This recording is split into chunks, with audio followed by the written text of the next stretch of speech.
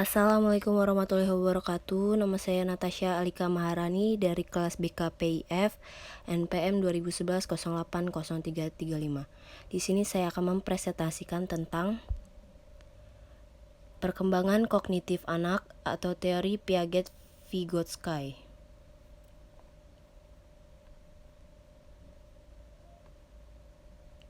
Pengertian kognitif anak. Kognitif merupakan persoalan yang menyangkut kemampuan untuk mengembangkan kemampuan rasional atau akal. Secara umum, kognitif diartikan sebagai potensi intelektual yang terdiri dari tahapan pengetahuan, pemahaman, analisa, penerapan, sintesa, dan evaluasi. Pengertian teori Piaget. Menurut Piaget, manusia dilahirkan dengan organisme dengan biologis yang aktif. Piaget merupakan suatu organisme yang memperoleh pengetahuan baru melalui hubungan antara dirinya dan dunia yang di luar melalui interaksi.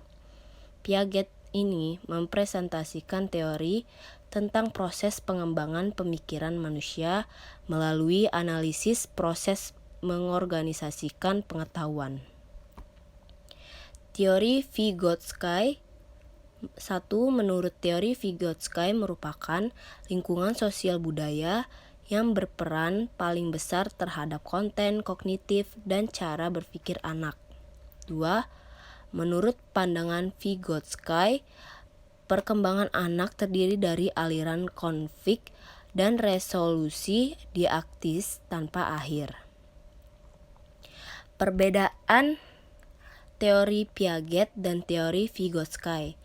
Teori Piaget mengemukakan bahwa seseorang dapat belajar secara mandiri dengan melihat orang di sekelilingnya, sementara Vygotsky berpendapat bahwa harus ditinjau dengan interaksi sosial agar dapat berkembang.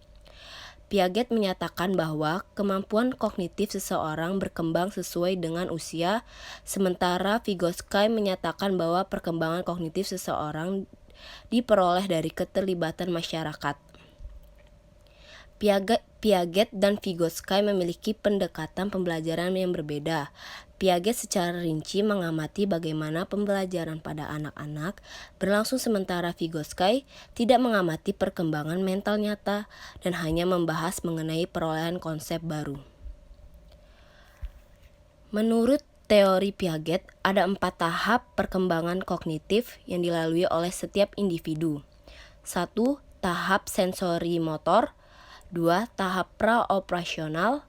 3. Tahap operasional konkret. Dan 4. Tahap operasional formal. Ada 2 proses penting yang menjadi karakteristik perkembangan kognitif. 1. Asimilasi, yaitu proses masuknya hal-hal yang dijumpai dalam ranah kognitif dan dicerna berdasarkan pengetahuan yang sudah ada. 2. Akomodasi, proses perubahan struktur kognitif karena adanya hal-hal baru yang muncul dalam kehidupan sehingga hal-hal tersebut bisa dianggap masuk akal. Sekian dari saya. Jika ada salah kata, saya mohon ampun.